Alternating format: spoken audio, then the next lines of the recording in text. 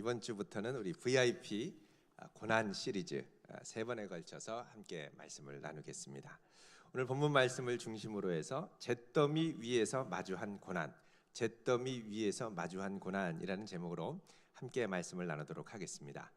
우리가 살아가는 세상 가운데 고난이 없으면야 제일 좋겠습니다만 사실 살아가다 보면 누구나 원치 않게 예상치 못했던 고난이 갑자기 찾아와서 우리로 신음하게 할 때가 있습니다. 우리가 직면하는 고난은 그 성격에 따라 몇 가지로 나눌 수가 있습니다. 먼저는 자연적 고난입니다. 지난 25일에 사이판을 핥히고 지나갔던 거대한 슈퍼 태풍 위투라고 그러죠. 얼마나 태풍이 강한지 시간당 풍속이 시속 290km, 전쟁이 난 것처럼 사이판 전역이 초토화됐습니다. 강풍에 이 전신주, 그렇게 단단하게 박은 전신주가 뿌리채 뽑힐 정도로 강력했죠. 이런 태풍이 83년 만에 최악의 태풍이었다고 합니다. 그 다음에 두 번째 종류의 고난은 인간 사회 안에 발생하는 악으로 인하여 일어나는 사건입니다. 먼저 사회 구조 안에서 형성된 개인적 관계, 사회 구조와 인간관계가 밀접한 관계를 맺고 일어나는 고난이죠. 요즘 우리 사회에 심심치 않게 일어나는 이 끔찍한 살인 사건들을 여러분 기억하실 겁니다. 얼마 전에 PC방에서 아르바이트생이 그 PC방 위에 놓여 있던 이 음식 이런 것들을 빨리 치워주지 않는다고 화가 나서 찔러서 죽이고, 또 이혼한 전처를 25년 동안 쫓아다니면서 괴롭히다가 마침내 죽이고, 또 이별을 통보한 여자친구한테 분노해서 그 여자친구뿐만 아니라 일가족을 살해한 아주 끔찍한 사건들이 계속해서 일어났습니다. 사건을 당한 사람의 입장에서 볼 때 이것은 이해할 수 없는 정말 황당한 고난입니다. 어떻게 이런 일이 우리에게 있을까라고 생각을 하죠.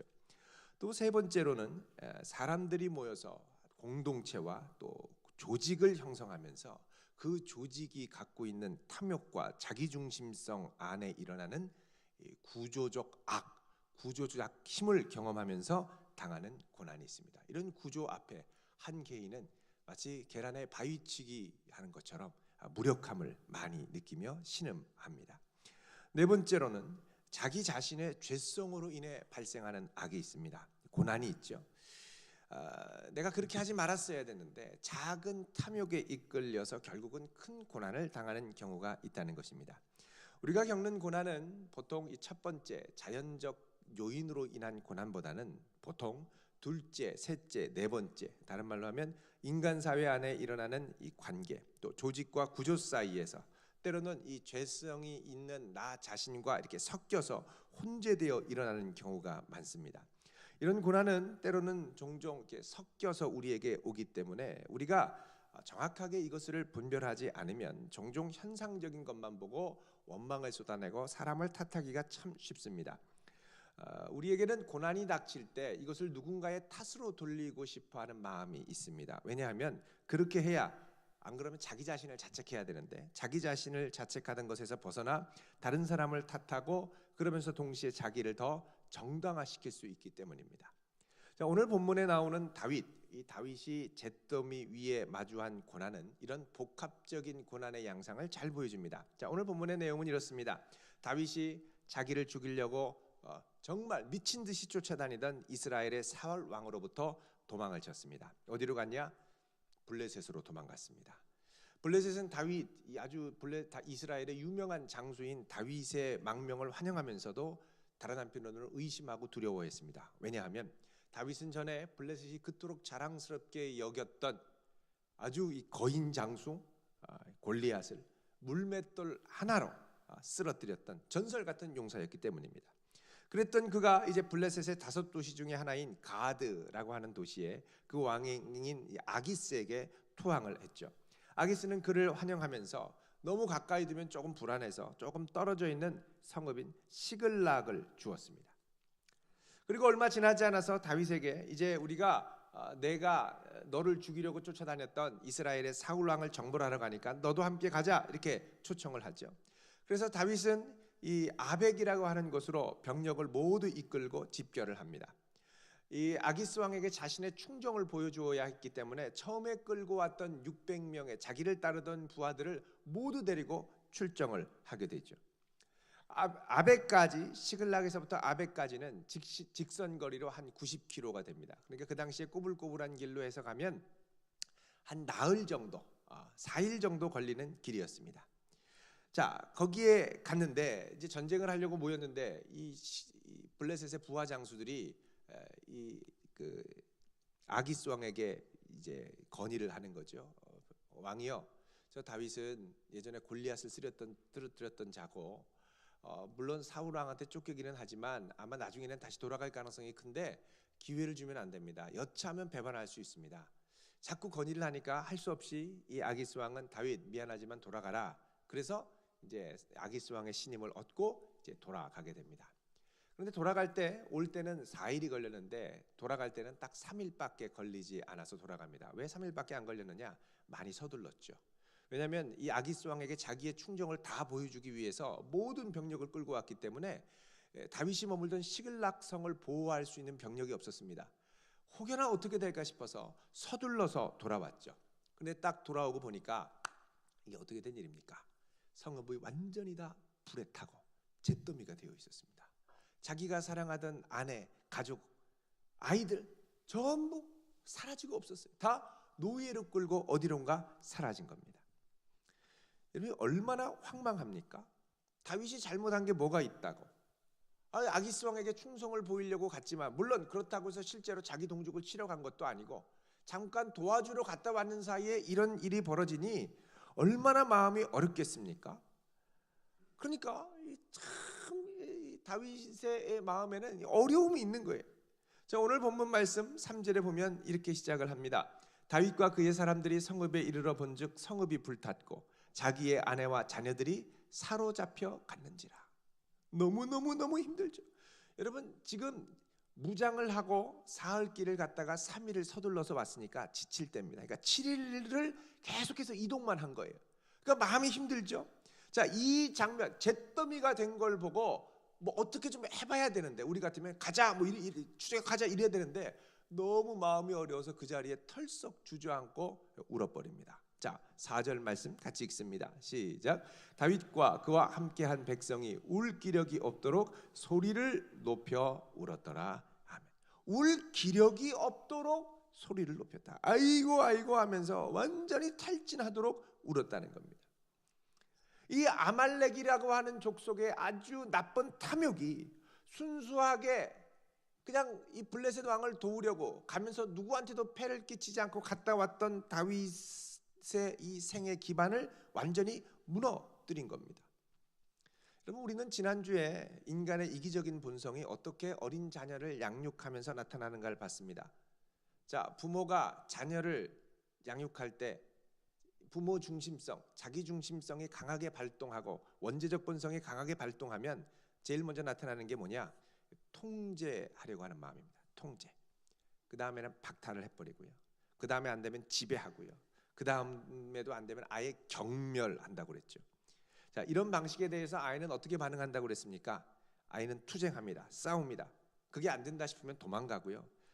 그것도 안 되면 그 다음에 이제 무력하게 아주 의욕을 잃고 자기 자신을 억압하고 스스로를 자책하고 스스로에게 분노하는 이 프로즌 상태, 완전히 얼어버리는 상태로 돌입한다고 그랬습니다.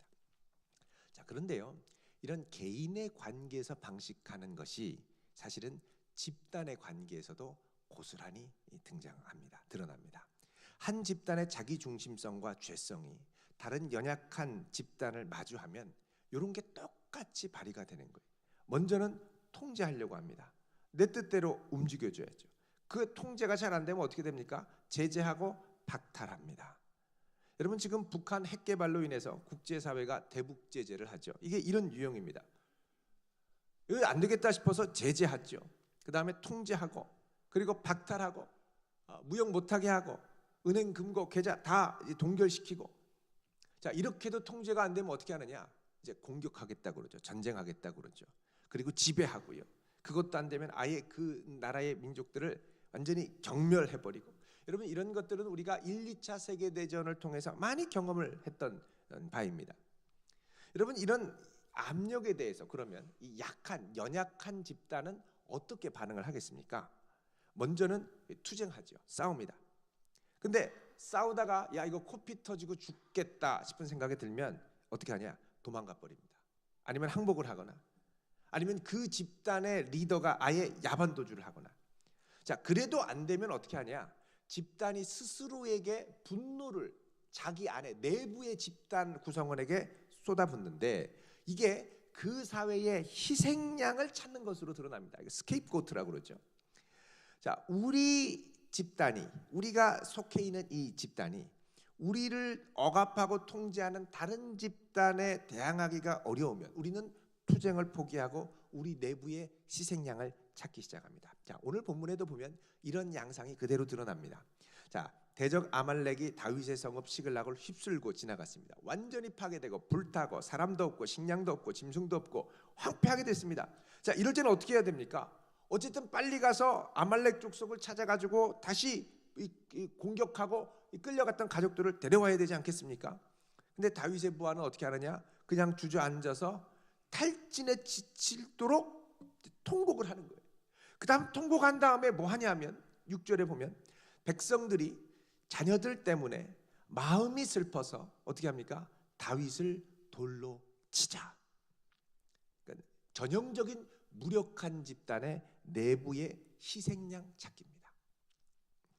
여러분 건강한 조직, 건강한 집단은 항상 대안을 찾고 희망을 향해 달려가려고 합니다.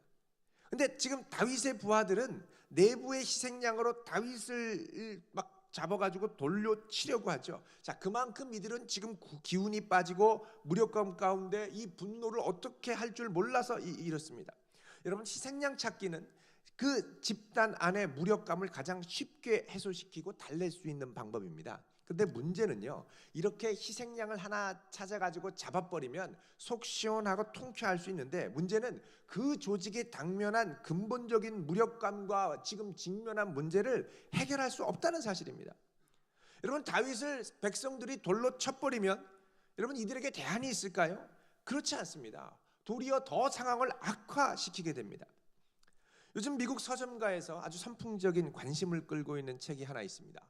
그것은 이 미국의 스탠퍼드 대학의 정치 역사학자인 유명한 분이죠. 프랜시스 후쿠야마, 역사의 종언 뭐 이런 책 아주 그 전에 썼었습니다만 이분이 최근에 아이덴티티라고 하는 책을 썼습니다. 여러분 아이덴티티 하면 정체성 아닙니까? 이 책은 그동안 20세기와 21세기의 이 국제사회의 정치적인 지형을 관찰하면서 그 특징을 기술한 책인데 그 특징을 뭐라 그러냐? 분노의 파퓰리즘이라고 규정을 합니다. 자, 분노의 파퓰리즘이라는 건 뭐냐? 국가가 국가 내부나 국가 대 국가 간의 관계에서 일어나는 심한 불평등, 여러 가지 불평등이 있겠죠. 뭐 경제적, 사회적, 정치적 여러 불평등, 계층 간의 불평등 이런 게 있는데 자, 이런 게 있으면 건강한 대안을 제시해서 해소하기보다는 무조건 분노를 자극하고 그래서 그 집단의 분노를 일으키고 희생양을 찾아서 해소시키고 이걸 통해서 대중의 국민의 민중의 정체성을 아이덴티티를 재설정시켜 나간다는 겁니다. 가만히 있으면 바보고 분노해야 제대로 된 의식이 있는 백성이 된다는 거죠. 자, 여러분이 인터넷 포털 사이트에 올라오는 이 실시간 검색어들이 있습니다. 이것들 보면 대부분이 사람 이름입니다. 이게 좋은 의도로 사람 이름이 올라오면 좋지만 대부분이 부정, 비리, 사건, 사고의 주인공들이 올라옵니다. 자, 이걸 보면 네티즌들은 어떻게 합니까? 희생양을 삼아서 그 사람을 희생양 삼아서 화라산 같은 분노를 쏟아붓습니다. 그러니까요, 거기에 회자되는 주인공들의 이름, 그 이름의 주인공들의 삶은 그거 한번 올라오면 완전히 아주 피폐화가 됩니다. 망가지는 거예요. 어떻게 보면 우리 사회는 매일 인터넷이라는 재단 위에 희생양의 이름을 한 사람씩 올려서 한 개인 아니면 한 단체의 생존을 철저하게 짓밟고 망가뜨림으로 위안을 삼으며 자기 정체성을 확인하는 것입니다.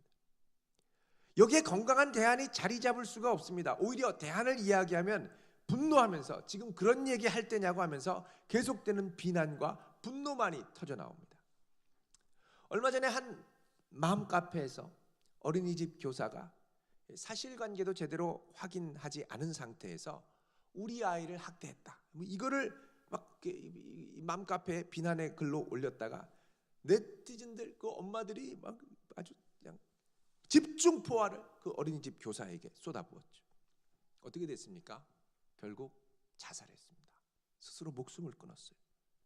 알고 보니까 사실관계가 그렇지 않고 사과하고 당사자 학생의 부모님으로부터 사과도 받고, 그런데 이모가 나타나가지고 이러면 안 된다고 하면서 막 마녀 사냥식으로 몰아가다 보니까 견디지를 못한 거죠.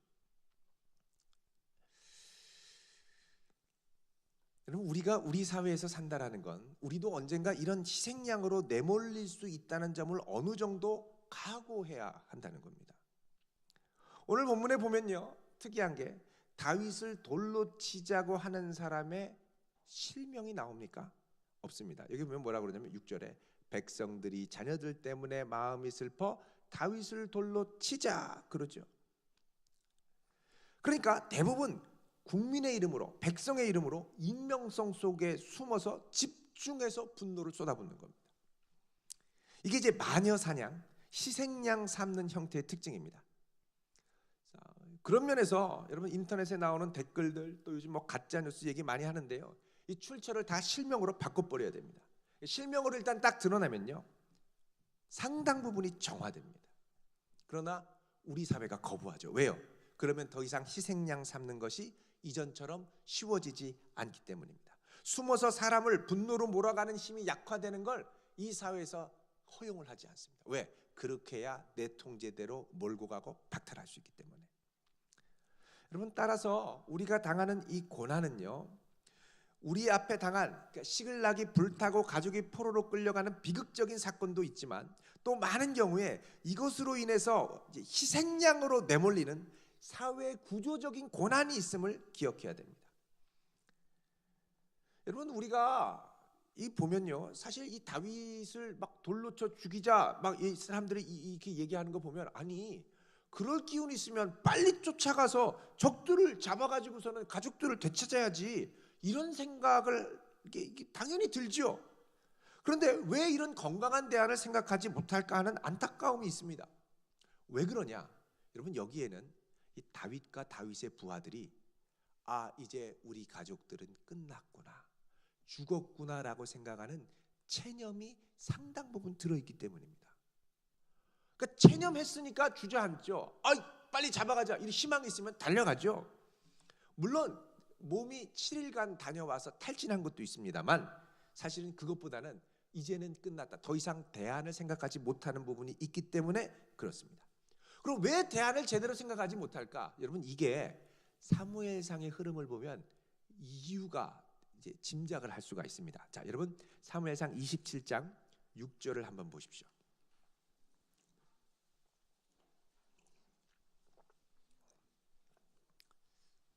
27장 6절을 보면 아기스, 블레셋의 이 아기스 왕이 가드에 시글락을 이 투항한 다윗에게 주었습니다. 그래서 다윗이 그곳에서 1년 4개월을 사는데, 이때 뭘 하냐면 8절에 다윗과 그의 사람들이 올라가서 구술, 기르스, 그리고 또 어디입니까?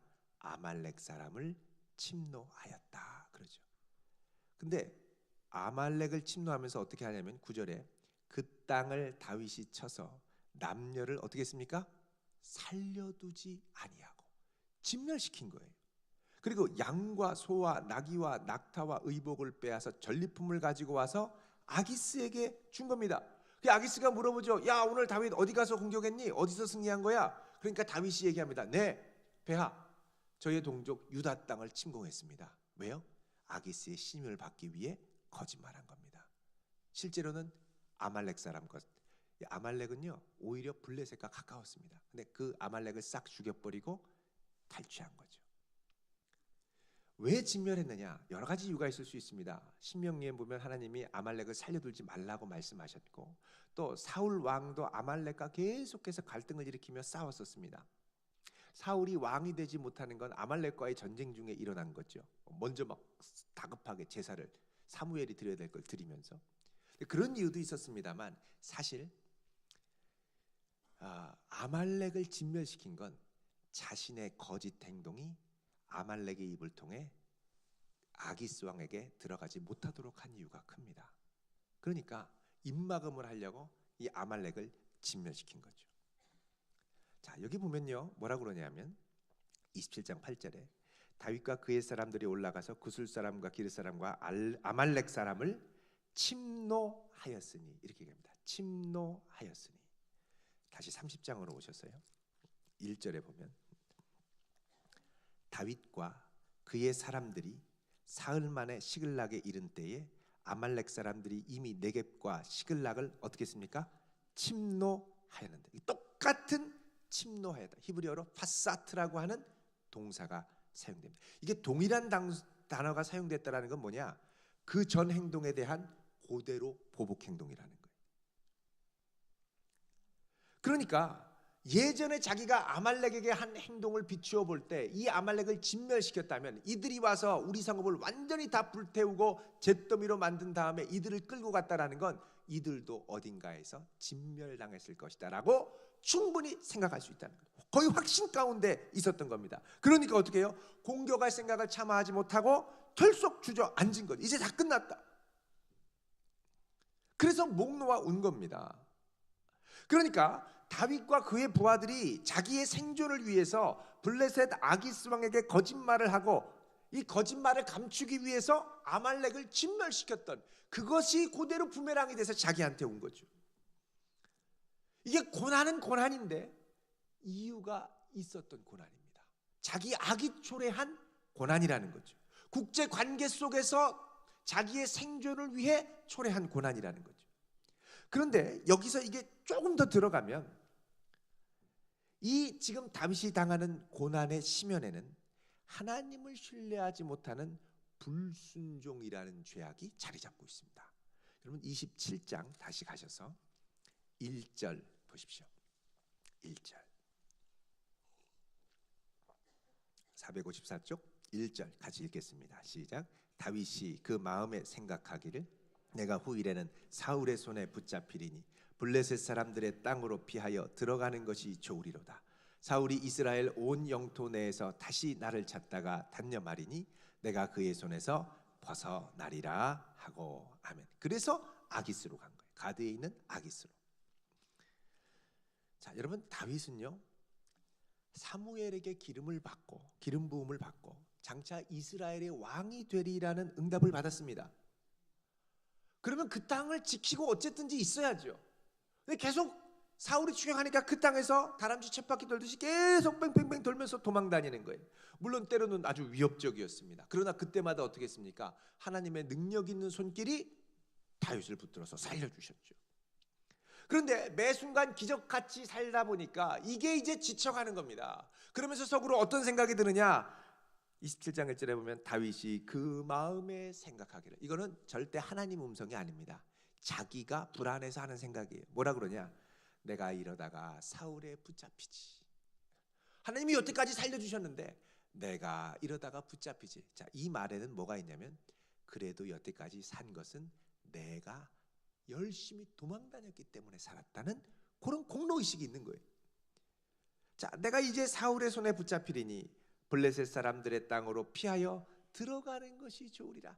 차라리 이럴 바에야 유다 땅을 벗어나서 블레셋으로 가서 거기서 투항하고 사는 게 낫겠다. 이렇게 생각해요. 여러분 그렇게 넘어가는 건 이제 하나님을 향한 불신앙입니다. 그러니까 하나님의 말씀에 불순종하고 결국은 도망간 거죠.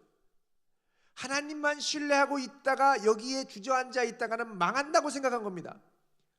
이렇게 예수를 우직하게 믿다가는 별재미 못 본다라고 생각하는 거죠. 그래서 결국은 어떻게 합니까? 하나님 신뢰하기보다는 자기 지혜를 의지하고 자기 지혜를 의지하면서 인위적인 방법을 계속 쓰다 보니까 계속해서 거짓말을 일삼게 됩니다. 아기스 왕을 속이게 되고 그 아기스 왕의 부하들도 속이려고 끊임없이 계속해서 이중생활을 하고 진멸하게 되고 불의한 블레셋 사람들과 어울리면서 그들의 멍에를 같이 쥐려고 하고 전쟁도 같이 나가려고 하고 그러면서 어떻게 해요? 마음을 점점 뺏기는 거죠. 여러분 그래서 잠언 4장 23절에 뭐라고 그럽니까? 모든 지킬 만한 것 중에 더욱 내 마음을 지키라고 그러죠. 왜? 생명의 근원이 이에서 나기 때문에. 결국 다윗이 그 마음을 지키지 못하니까 이게 개인의 불신앙, 거짓말, 아말렉 진멸, 그러자 살아남은 아말렉의 잔당들이 다시 규합을 해가지고 다윗을 공격해서 시글락을 공격해서 다 끌고 가죠. 그러니까 다윗의 고난은 개인의 죄악으로부터 집단의 죄악, 구조와 구조권의 죄악으로 해서 결국은 거대한 고난의 쓰나미로 부메랑이 되어 자기를 친 겁니다. 여러분, 이게 아까 제가 그 사이판에 있었던 위투라고 하는 태풍을 말씀드렸습니다만, 이 강력한 태풍도 사실은 절반은 자연재해지만 절반은 인재입니다. 왜냐하면 지구 온난화를 위해서, 지구가 온난화되면 기후 이상이 있다라는 걸 알지만 인간의 자기 편리와 탐욕을 위해서 무분별한 자원 개발과 막 이산화탄소를 배출하고 막 하다 보니 결국은 이게 기후 변화로 인하여, 이상으로 인하여 대형 태풍으로 치는 거죠. 여러분, 이렇게 막 고난이 쓰나미가 돼서 몰려오면요, 마음이 얼마나 어려운지 모릅니다. 오늘 말씀 6절에 보면 뭐라고 그러냐면 30장 6절. 자, 백성들이 다윗을 돌로 치자. 그러니까 다윗이 뭐라고 그럽니까? 크게 다급하였으나. 여러분, 여기 다급하다라는 말이 이 사무엘상에 사용이 되는데 위기 가운데 처했다라는 말로도 번역이 됩니다. 근데 이 다급하였다라는 말을 보면 언제 다급하냐면요, 사울이 더 이상 이 대적들의 공격에 어떻게 할 수 없어서 불안해서 어떻게 하냐면 엔돌에 신접한 무당을 찾아갈 때, 그때 마음이 다급하였다 그럽니다. 그러니까 이게 다윗이 크게 다급했다라는 건 하여간 너무너무 긴장돼서 쥐구멍에라도 숨고 싶고 우상이라도 붙들고 싶을 정도의 아주 긴박한 마음이라는 거죠. 여러분, 이때 어떻게 합니까? 다윗은 하나님을 의지합니다. 6절에 그의 하나님 여호와를 힘입고 용기를 얻었더라 그럽니다. 여러분, 그동안 하나님을 신뢰하지 못해서 빙빙빙 돌면서 일부러 하나님을 가까이 하지 않았던 다윗에게 이 위기 가운데 다윗이 너무너무 급박해지자 어떻게 합니까? 하나님을 다시 붙드는 거예요. 다시 신뢰하는 겁니다. 그리고 제사장을 불러서 하나님의 뜻을 구합니다. 8절에 같이 읽습니다. 시작. 다윗이 여호와께 묻자와 이르되 내가 이 군대를 추격하면 따라잡겠나이까 하니 여호와께서 그에게 대답하시되 그를 쫓아가라. 내가 반드시 따라잡고 도로 찾으리라. 아멘. 자, 하나님께 물었습니다. 하나님 어떻게 할까요? 그러자 하나님이 응답하시죠. 다시 잡을 거다. 반드시 잡을 테니 쫓아가라. 여러분, 다윗이 그 사울 왕을 피해서 도망다니면서 광야에서 하나님을 의지했던 것처럼 다시 하나님을 의지하니 하나님이 곧바로 응답을 주십니다. 다른 말로 하면 뭐냐? 이 순간에도 하나님은 다윗이 하나님을 의지하기 원하셨던 겁니다. 그리고 그 응답은 뭐냐? 반드시 다시 찾을 것이라는 거죠. 놀라운 새 희망과 대안의 메시지를 주십니다. 여러분, 우리가 이처럼 다급할 때 우리를 기다리시는 하나님께 눈을 들지 않으면 우리에게는 대안이 없습니다. 내가 희생양이 되든지 아니면 도리어 분노하면서 다른 사람을 희생양으로 삼아서 다 뒤집어 씌우든지 이런 거 외에는요 대안이 별로 없습니다. 그래서 우리 사회의 이 광기 어린 집단적 분노의 영성은요 많은 선한 사람을 희생시킵니다. 어떤 분은 이렇게 얘기합니다. 아니, 왜 선한 사람에게 이렇게 어려움이 많이 닥쳐야 돼요? 왜 선한 사람이 이렇게 억울하고 힘든 일들을 많이 겪어야 돼요? 여러분, 선한 사람이 많이 당하는 건 그 사람이 선하기 때문입니다. 주변은 다 악해요. 악한 구조, 악한 영성, 악한 관계. 그러니까 선하다 싶은 생각이 들면 야, 이 친구는 돌 던져도 소리 못 지르고 악하고 죽을 사람이네. 그리고서 그냥 주저없이 돌을 던집니다. 왜? 나의 희생양을 삼기 위해서. 이 사회가 희생양을 필요로 하는 사람일수록 선하고 연약한 사람에게 돌을 던지죠. 왕따도 그런 현상입니다. 그래서 좋은 사람일수록, 선한 사람일수록 고난이 많아지는 현실입니다. 그런데요, 여러분, 이 고난은요 항상 유혹과 같이 옵니다. 잘 기억해야 됩니다. 고난은 항상 처음부터 나 고난이야 이렇게 안 옵니다. 은밀하고 달콤하게. 자, 다윗 같은 경우도 그렇죠. 야, 내가 이 땅에 있다 보면 죽을 것 같으니까 차라리 하나님이 있으라고 하신 이 땅 말고 옆에 블레셋으로 가면 괜찮을 것 같다. 마치 아브라함과 갈라진 롯이 야, 차라리 소돔과 고모라가 날 것 같다. 이런 아주 처음엔 달콤하고 편안한 회피의 방법으로 간다라는 거죠. 그런데 거기 가서 보니까 어떻게 합니까? 결국은 돌고 돌아서 큰 고난의 파도가 자기에게 오죠. 그래서 이런 고난은요, 원인을 모르는 아주 초자연적인 그런 고난이라기보다는 스스로 욕심에 끌려당하는 고난이 많습니다. 자, 여러분, 전에 주유소에서 이제 알바를 하던 이 철민이라고 하는 분이 있었습니다. 가명입니다. 가명. 철민 씨.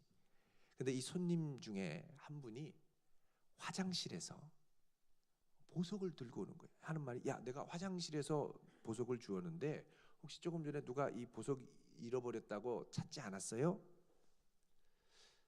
그런데 바로 그때 주유소에 전화가 걸려왔어요. 여보세요? 그랬더니 아주 다급한 목소리로, 예, 제가요 조금 전에 주유하다가 화장실 갔다 왔는데 거기에 보석을 놓고 왔는데 혹시 못 봤어요? 오늘 꼭 찾아야 되는데. 그러자 이 주유소에서 근무하는 이 철민 씨는, 예, 방금 전에 한 손님이 이거 습득해서 저희들이 지금 보관하고 있어요. 바꿔드릴게요. 잠깐만요. 마침 있는 이 손님한테 바꿔줘. 그러자 보석 주인이 고마워하면서 이런저런 얘기를 하는데, 이 보석이 원래 200만 원짜리인데 너무 감사하다고, 200만 원 벌었다고, 그 조금만 기다려 계시면 제가 가서 보석의 금액의 10%인 20만 원을 살해할 테니 조금만 기다려 주세요. 제가 지금 일이 있어서 그것만 보고 가면 1시간 안에 도착하니까 조금만 기다려 주세요. 그리고 전화를 끊었습니다. 근데 보석을 주었던 그 손님이 시계를 보더니, 나 약속이 있어서 가야 되는데, 그러면서 직원분한테 보석을 주면서, 저기 이거 갖고 있다가 그분 오시면 주시고 살해금 20만 원 주신다고 하니까 그거 받으세요. 그래도 우리 선생님이 주셨는데 어떻게? 그러면 우리 반반씩 나눕시다.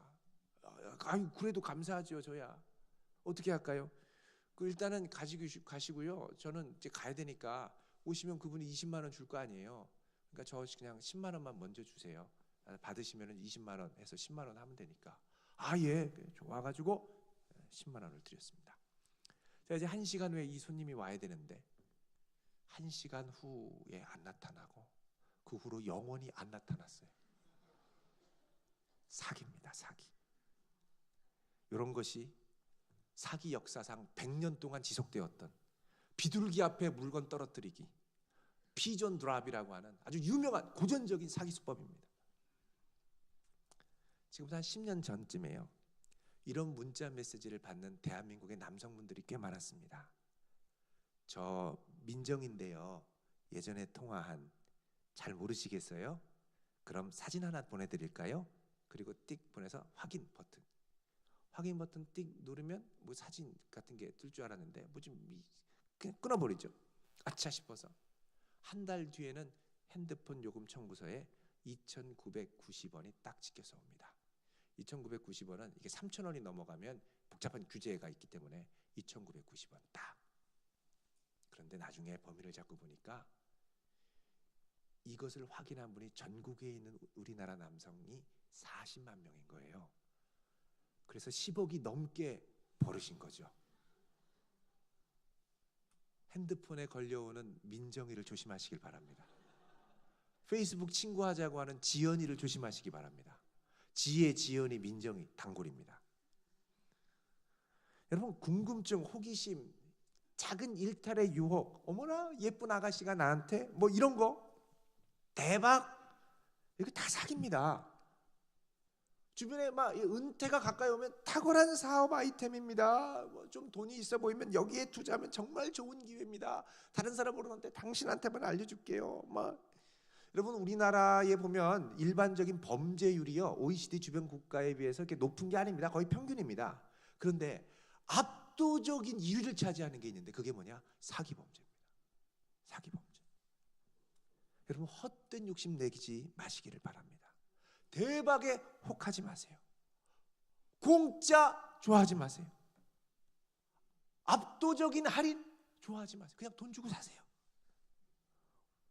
그 안에 보면 다 낚싯바늘이 있습니다. 낚싯바늘. 너무 황홀한 최저가에 유혹되지 마십시오. 뭐 네이버나 뭐 이런 데 중고장터 너무 싸다 가면 낚인 거죠. 네. 여러분 정직한 대가를 지불하는 걸 주저하지 마시길 바랍니다. 이게 우리의 이 정과 육을요 날마다 좀 십자가에 못 박아야 돼요. 자, 우리 야고보서 1장 13절 한번 보겠습니다. 야고보서 1장 13절. 자, 13절부터 16절까지 천천히 의미를 생각하면서 읽겠습니다. 시작. 사람이 시험 받을 때에 내가 하나님께 시험을 받는다 하지 말지니 하나님은 악에게 시험을 받지도 아니하시고 친히 아무도 시험하지 아니하시느니라. 오직 각 사람이 시험을 받는 것은 자기 욕심에 끌려 미혹됨이니 욕심이 잉태한즉 죄를 낳고 죄가 장성한즉 사망을 낳느니라. 내 사랑하는 형제들아 속지 말라. 내 사랑하는 형제들아 뭐 하지 말라고요? 속지 말라. 속지 말라. 여러분 우리 중에 혹시 이런저런 이유로 내가 인생의 잿더미에 앉아있다 이런 생각 드는 분이 있습니까? 그렇다면 더 이상 사람을 원망할 게 아니고 환경을 원망할 게 아니고 기회를 탓할 것이 아니라 우리의 연약한 인생을 강건하게 붙들어 주시고 사망 가운데서도 고속도로를 내시는 은혜의 하나님을 다시 의지할 수 있기를 바랍니다. 여러분 다급하시죠? 다급할수록 서두르지 말고 그럴수록 주님을 보십시오. 주님의 뜻을 먼저 구하십시오. 기다리고 계십니다. 더 나아가서 내가 지금 블레셋에 있는지 아니면 힘들더라도 유다에 머물며 하나님의 뜻을 이루기 위해 끝까지 인내하고 있는지를 돌아볼 수 있기를 바랍니다. 여러분 이곳에 말씀이 있고 이곳에 약속이 있다면 머물러야죠. 왜 자꾸 손쉬운 길로 가려고 그래요? 자꾸 블레셋으로 가려고 한다면 이제는 속히 나올 수 있기를 바랍니다. 빠르면 빠를수록 좋습니다. 이런 성도 될 수 있기를 주의 이름으로 축원드립니다. 기도하겠습니다. 거룩하신 하나님,